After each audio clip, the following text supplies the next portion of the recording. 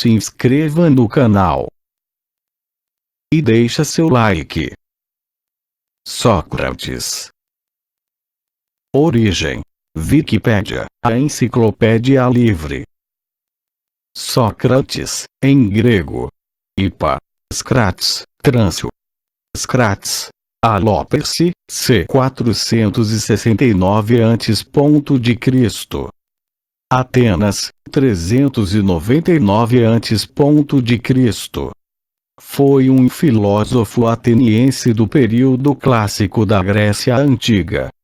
Creditado como um dos fundadores da filosofia ocidental, é até hoje uma figura enigmática, conhecida principalmente através dos relatos em obras de escritores que viveram mais tarde, especialmente dois de seus alunos, Platão e Xenofonte, bem como pelas peças teatrais de seu contemporâneo Aristófanes. Muitos defendem que os diálogos de Platão seriam o relato mais abrangente de Sócrates a ter perdurado da antiguidade aos dias de hoje. Através de sua representação nos diálogos de seu estudante ou professor, Sócrates tornou-se renomado por sua contribuição no campo da ética, e é este Sócrates platônico que legou seu nome a conceitos como a ironia socrática e o método socrático, Elenchos. Este permanece até hoje a ser uma ferramenta comumente utilizada numa ampla gama de discussões, e consiste de um tipo peculiar de pedagogia no qual uma série de questões são feitas, não apenas para obter respostas específicas, mas para encorajar também uma compreensão clara e fundamental do assunto sendo discutido. Foi o Sócrates de Platão que fez contribuições importantes e duradouras aos campos da epistemologia e da lógica, e a influência de suas ideias e de seu método continuam a ser importantes alicerces para a boa parte dos filósofos ocidentais que se seguiram a ele. Nas palavras do filósofo britânico Martin Cohen, Platão, o idealista, oferece um ídolo, a figura de um mestre, para a filosofia.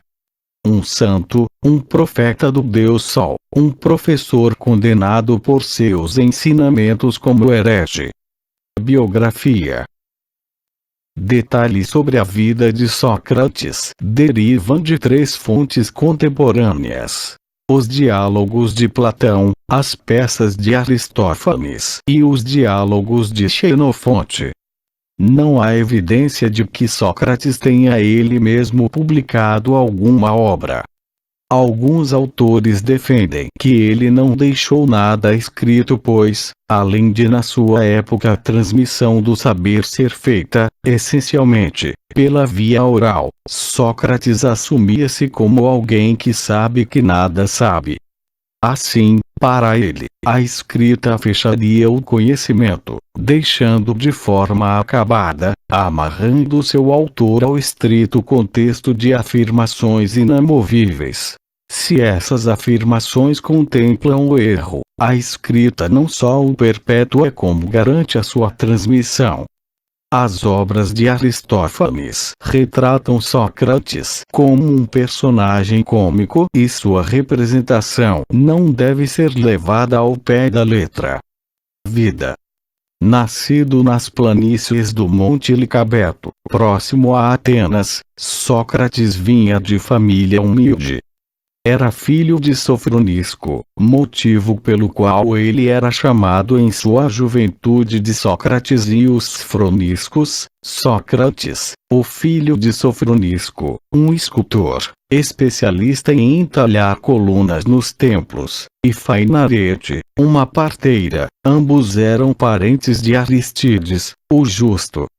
Ilustração do Emblembook, retratando Xantippe esvaziando um pote sobre Sócrates, do Emblemata Horatiana, ilustrado por Otto Vaenius, 1607.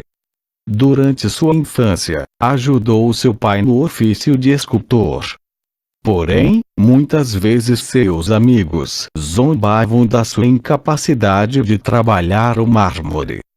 Mesmo quando aparecia uma oportunidade de ajudar o seu pai, sempre acabava atrapalhando. Seu destino foi apontado, pelo próprio oráculo de Delfos, como um grande educador. Carece de fontes, mas foi somente por influência da sua mãe que ele pôde descobrir sua verdadeira vocação. Sócrates foi casado com Xantippe, que era bem mais jovem que ele, e teve um filho, Lamprócles. Há relatos de que o casal possivelmente teve mais 2 filhos, Sofronisco e Menexeno. Carece de fontes, porém, segundo Aristóteles, citado por Diógenes Laércio, Sofronisco e Menexeno eram filhos da segunda esposa de Sócrates, Mirto, filha de Aristides, o Justo. Sátiro e Jerônimo de Rhodes, também citados por Diógenes Laércio, dizem que, pela falta de homens em Atenas, foi permitido a um ateniense casado ter filhos com outra mulher, e que Sócrates teria tido Xantippe e Mirto ao mesmo tempo. Seu amigo Criton criticou-o por ter abandonado seus filhos quando se recusou a tentar fugir para evitar sua execução. Este fato mostra que ele, assim como outros discípulos, não teria entendido a mensagem que Sócrates passa sobre a morte. Diálogo Fédon. Sócrates costumava caminhar descalço, não tinha o hábito de tomar banho e amava livros sobre sexologia. Em certas ocasiões, parava o que quer que estivesse fazendo, ficava imóvel por horas, meditando sobre algum problema. Certa vez o fez descalço sobre a neve, segundo os escritos de Platão, o que demonstra seu caráter lendário. Cláudio Eliano lista Sócrates como um dos grandes homens que gostavam de brincar com crianças. Uma vez, Alcibiades surpreendeu Sócrates brincando com seu filho Lamprócles. Vocação. Anaxágoras, um dos professores de Sócrates, conta-se que um dia Sócrates foi levado junto à sua mãe para ajudar em um parto complicado. Vendo sua mãe realizar o trabalho, Sócrates logo filosofou: minha mãe não irá criar o bebê, apenas ajudá-lo a nascer. E tentará diminuir a dor do parto. Ao mesmo tempo, se ela não tirar o bebê, logo ele irá morrer, e igualmente a mãe morrerá. Sócrates concluiu então que, de certa forma, ele também era um parteiro. O conhecimento está dentro das pessoas, que são capazes de aprender por si mesmas. Porém, eu posso ajudar no nascimento deste conhecimento. Concluiu ele. Por isso, até hoje os ensinamentos de Sócrates são conhecidos por maiêutica, que significa parteira em grego. Assim, logo sua vocação falou mais alto e ele partiu para aprender filosofia, onde foi discípulo dos filósofos Anaxágoras e Arquelau. Seu talento logo chamou a atenção. Tanto que foi chamado pela Pítia, sacerdotisa do templo de Apolo, em Delfos, antiga Grécia, de um mais sábio de todos os homens. Trabalho. Não se sabe ao certo qual o trabalho de Sócrates, se é que ele teve outro além da filosofia. De acordo com algumas fontes, Sócrates aprendeu a profissão de oleiro com seu pai. Na obra de Xenofonte, Sócrates aparece declarando que se dedicava àquilo que ele considerava a arte ou ocupação mais importante. Maiêutica, o parto das ideias. A maiêutica socrática funcionava a partir de 2 momentos essenciais. Um primeiro em que Sócrates levava os seus interlocutores a pôr em causa as suas próprias concepções e teorias acerca de algum assunto. E um segundo momento em que conduzia os interlocutores a uma nova perspectiva acerca do tema em abordagem. Daí que a maiêutica consistisse num autêntico parto de ideias, pois, mediante o questionamento dos seus interlocutores, Sócrates levava-os a colocar em causa os seus preconceitos acerca de determinado assunto, conduzindo-os a novas ideias acerca do tema em discussão, reconhecendo, assim, a sua ignorância e gerando novas ideias, mais próximas da verdade. Sócrates defendia que deve-se sempre dar mais ênfase à procura do que não se sabe, do que transmitir o que se julga saber, privilegiando a investigação permanente. Sócrates tinha o hábito de debater e dialogar com as pessoas de sua cidade. Ao contrário de seus predecessores, ele não fundou uma escola, preferindo também realizar seu trabalho em locais públicos, principalmente nas praças públicas e ginásios, agindo de forma descontraída e descompromissada, dialogando com todas as pessoas, o que fascinava jovens, mulheres e políticos de sua época. Platão afirma que Sócrates não recebia pagamento por suas aulas. Sua pobreza era prova de que não era um sofista. Várias fontes, inclusive os diálogos de Platão, mencionam que Sócrates tinha servido ao exército em várias batalhas. Na Apologia de Sócrates, Sócrates compara seu período no serviço militar a seus problemas no tribunal, e diz que qualquer pessoa no júri que imagine que ele deveria se retirar da filosofia deveria também imaginar que os soldados devessem bater em retirada quando era provável que pudessem morrer em uma batalha. Estrabão conta que, após uma derrota ateniense em que Sócrates e Xenofonte haviam perdido seus cavalos, Sócrates encontrou Xenofonte caído no chão, e carregou-o por vários estádios, até que a batalha terminou. Do julgamento à morte.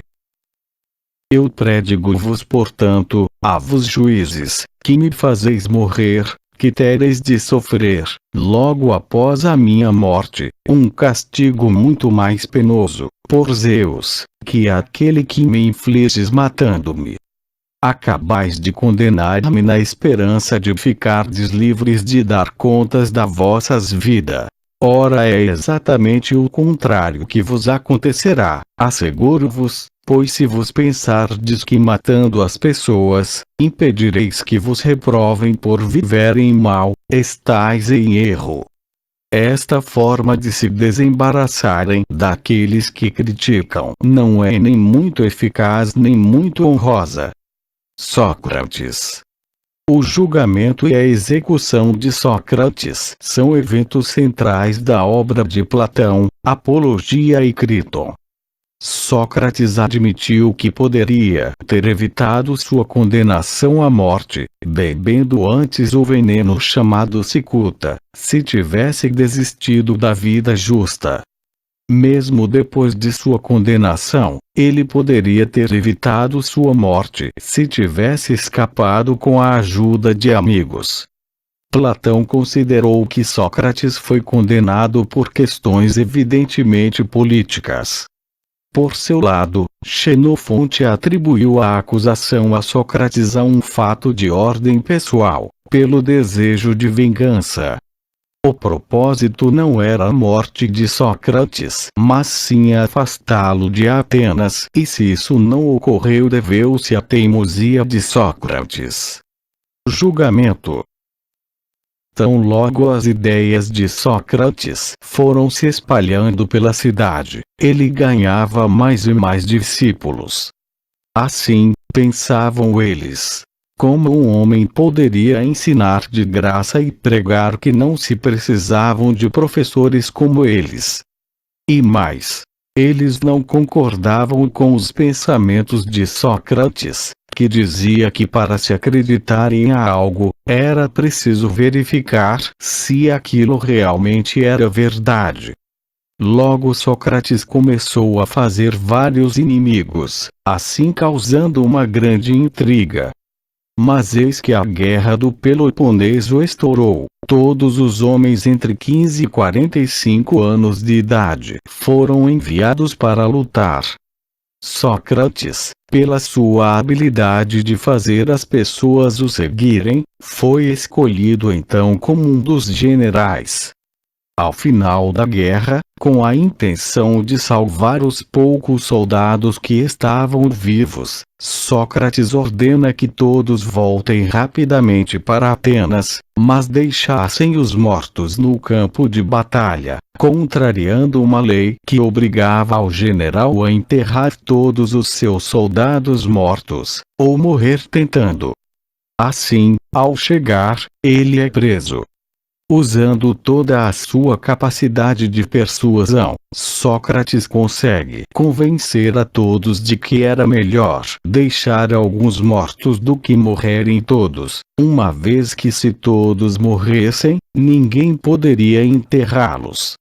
Desta forma ele consegue a liberdade. Ficou livre por mais 30 anos, quando foi preso novamente, acusado de 3 crimes. 1. Não acreditar nos costumes e nos deuses gregos. 2. Unir-se a deuses malignos que gostam de destruir as cidades. 3. Corromper jovens com suas ideias. Os acusadores foram Ânito, Meleto e Licon. Ânito era um líder democrático. Tinha um filho discípulo de Sócrates que ria dos deuses do pai e voltava-se contra eles. Representava a classe dos políticos. Era um rico tanoeiro que representava os interesses dos comerciantes e industriais, era poderoso e influente. Meleto era um poeta trágico novo e desconhecido. Foi o acusador oficial, porém nada exigia que ele como acusador oficial fosse um mais respeitável, hábil ou temível, mas somente aquele que assinava a acusação. Representava a classe dos poetas e adivinhos. Licon, pouco se sabe de Licon. Era um retórico obscuro e o seu nome teve pouca importância e autoridade no decorrer da condenação de Sócrates. Representava a classe dos oradores e professores de retórica. Talvez Licon pretendesse a condenação de Sócrates, devido ao seu filho ter se deixado corromper moralmente, filosoficamente e sexualmente por Calhas, e Calhas era um associado de Sócrates. Estas 3 acusações foram assim proferidas por Meleto. Sócrates é culpado do crime de não reconhecer os deuses reconhecidos pelo Estado e de introduzir divindades novas. Ele é ainda culpado de corromper a juventude. O castigo pedido: a morte e condenação. O processo e a condenação de Sócrates testemunham o perigo que a ignorância faz correr ao saber que o mal faz correr a virtude. Mas este perigo não é senão aparente, pois, na realidade, é o justo que trunfa dos seus carrascos. Se bem que seja a vítima deles, o trunfo de Sócrates sobre os seus juízes data do dia da sua execução. Dado a ele a chance de se defender destas acusações, Sócrates mostra toda a sua capacidade de pensamento. Em sua defesa, ele mostra que as acusações eram contraditórias, questionando: como posso não acreditar nos deuses e ao mesmo tempo me unir a eles? Mesmo assim, o tribunal, constituído por 501 cidadãos, o condenou. mas não à morte, pois sabiam que se o condenassem à morte, milhares de jovens iriam se revoltar. Condenaram-no a se exilar para sempre, ou a lhe ser cortada a língua, impossibilitando-o assim de ensinar aos demais. Caso se negasse, ele seria morto. Após receber sua sentença, Sócrates proferiu: vocês me deixam a escolha entre duas coisas. Uma que eu sei ser horrível, que é viver sem poder passar meus conhecimentos adiante. A outra, que eu não conheço, que é a morte. Escolho, pois, o desconhecido. Morte. Mas eis a hora de partir. Eu para a morte, vos para a vida. Quem de nós segue o melhor rumo, ninguém o sabe, exceto os deuses. Ao se dirigir aos atenienses que o julgaram, Sócrates disse que lhes era grato e que os amava, mas que obedeceria antes aos deuses do que a eles, pois, enquanto tivesse um sopro de vida, poderiam estar seguros de que não deixaria de filosofar, tendo, como sua única preocupação, andar pelas ruas a fim de persuadir seus concidadãos, moços e velhos, a não se preocupar nem com o corpo nem com a fortuna tão apaixonadamente quanto a alma, a fim de torná-la tão boa quanto possível. Sócrates, então, deixou o tribunal e foi para a prisão. Como existia uma lei que exigia que nenhuma execução acontecesse durante a viagem votiva de um navio sagrado a Delos, Sócrates ficou a ferros por 30 dias, sob custódia de 11 magistrados encarregados em Atenas da polícia e da administração penitenciária. Durante estes 30 dias, ele recebeu os seus amigos e conversou com eles. Declarando não querer absolutamente desobedecer às leis da pátria, Sócrates recusava a ajuda dos amigos para fugir. E passou o tempo preparando-se para o passo extremo em palestras espirituais com os amigos. Chegado o momento da execução, pouco antes de beber o veneno, Sócrates, de forma irônica e sarcástica, como de costume, proferiu suas últimas palavras. Criton, somos devedores de um galo a Asclépio. Pois bem, pagai a minha dívida. Pensai nisso. Após essas palavras, Sócrates bebeu a cicuta, com um maculatum, e, diante dos amigos, aos 70 anos, morreu por envenenamento. Platão, no seu livro Fédon, assim narrou a morte de seu mestre. Depois de assim falar, levou a taça aos lábios e com toda a naturalidade, sem vacilar um nada, bebeu até a última gota. Até esse momento, quase todos tínhamos conseguido reter as lágrimas. Porém, quando o vimos beber, e que havia bebido tudo, ninguém mais aguentou. Eu também não me contive. Chorei a lágrima viva. Cobrindo cabeça, lastimei o meu infortúnio. Sim, não era por desgraça que eu chorava, mas a minha própria sorte, por ver de que espécie de amigo me veria privado. Critão levantou-se antes de mim, por não poder reter as lágrimas. Apolodoro, que desde o começo não havia parado de chorar, pôs-se a urrar, comovendo seu pranto e lamentações até o íntimo todos os presentes, com exceção do próprio Sócrates. Que é isso, gente incompreensível? Perguntou. Mandei sair as mulheres, para evitar esses exageros. Sempre soube que só se deve morrer com palavras de bom agouro. Acalmai-vos. Sede homens. Ouvindo falar dessa maneira, sentimo-nos envergonhados e paramos de chorar. E ele, sem deixar de andar, ao sentir as pernas pesadas, deitou-se de costas, como recomendara o homem do veneno. Este, a intervalos, apalpava-lhe os pés e as pernas. Depois, apertando com mais força os pés, perguntou se sentia alguma coisa. Respondeu que não.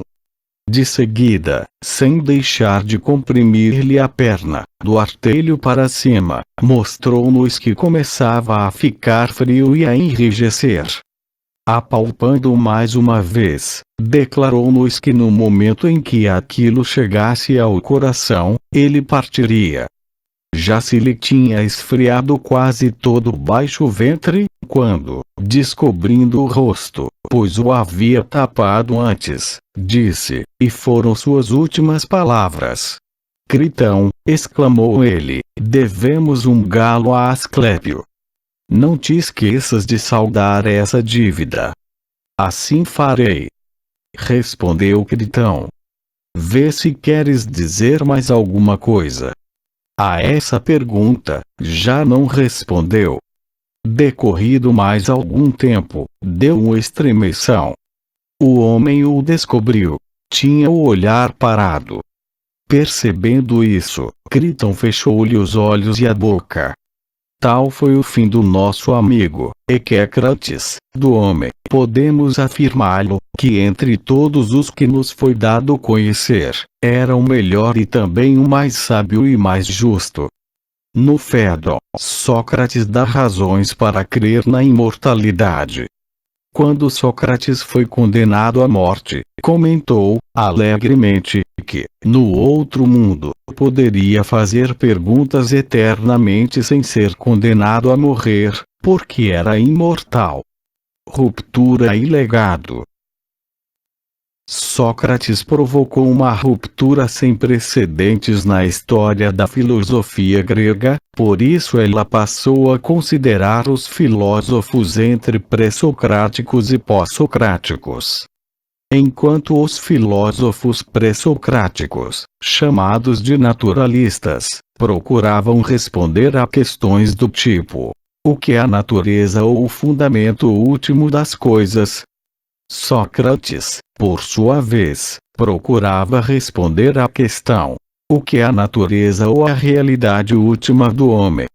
Os sofistas, grupo de filósofos, título negado por Platão, originários de várias cidades, viajavam pelas polis, onde discursavam em público e ensinavam suas artes, como a retórica, em troca de pagamento.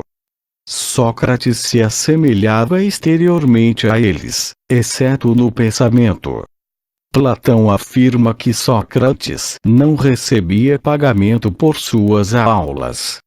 Sua pobreza era prova de que não era um sofista.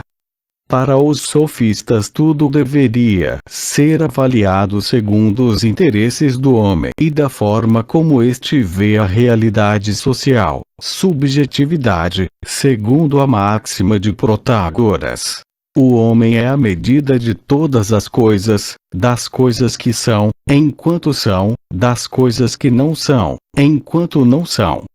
Isso significa que, segundo essa corrente de pensamento, as regras morais, as posições políticas e os relacionamentos sociais deveriam ser guiados conforme a conveniência individual.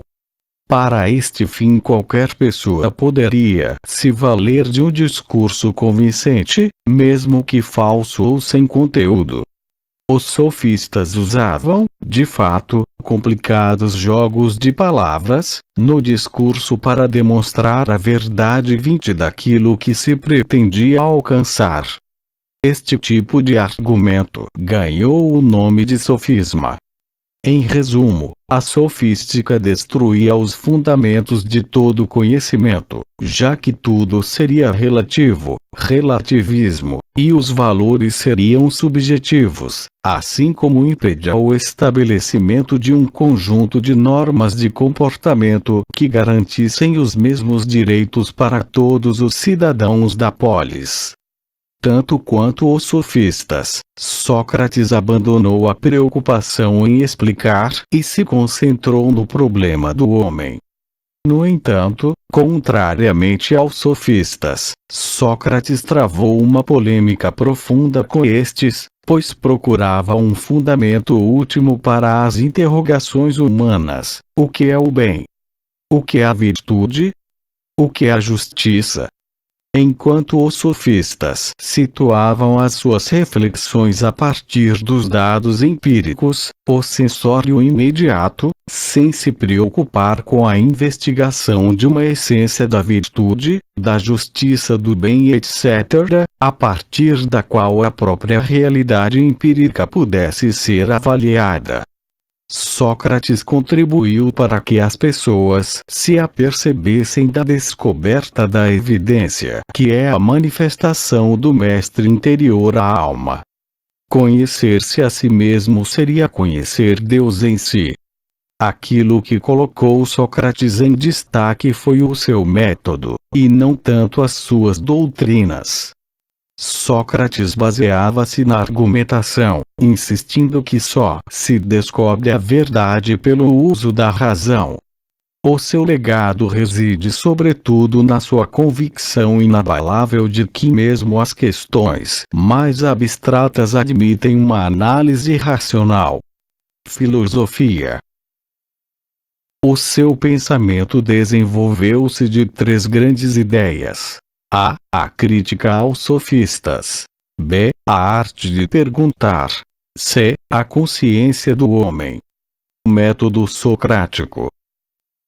Ver artigo principal. Método socrático.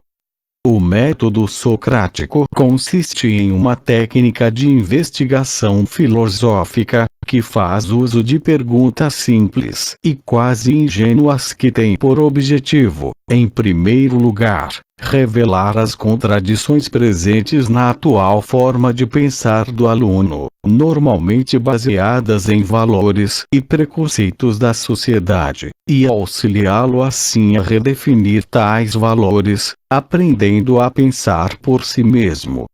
Ideias filosóficas. As crenças de Sócrates, em comparação às de Platão, são difíceis de discernir. Há poucas diferenças entre as duas ideias filosóficas. Consequentemente, diferenciar as crenças filosóficas de Sócrates, Platão e Xenofonte é uma tarefa difícil e deve-se sempre lembrar que o que é atribuído a Sócrates pode refletir o pensamento dos outros autores. Se algo pode ser dito sobre as ideias de Sócrates, é que ele foi moralmente, intelectualmente e filosoficamente diferente de seus contemporâneos atenienses. Quando estava sendo julgado por heresia e por corromper a juventude, usou o seu método de elenchos para demonstrar as crenças errôneas de seus julgadores.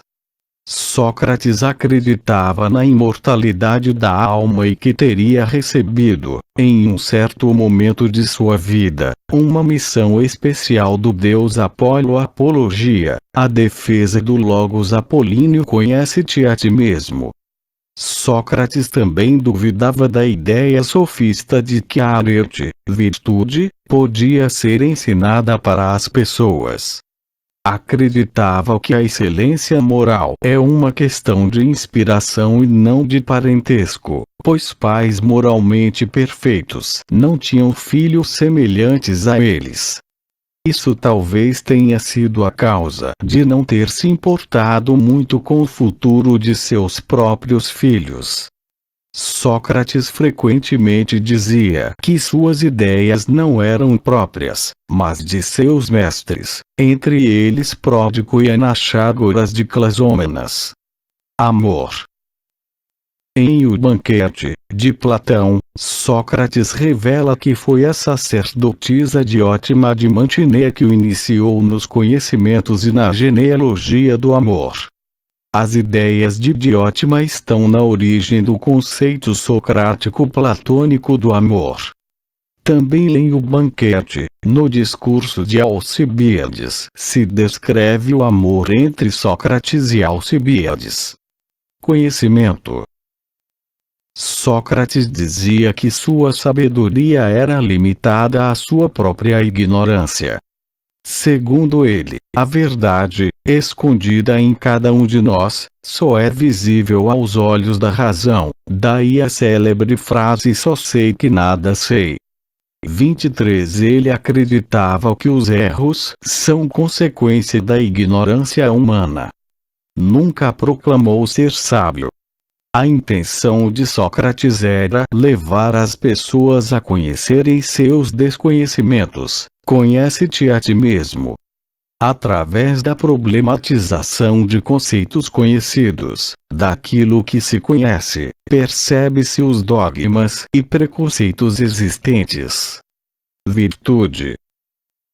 Ver artigo principal. Ética das virtudes.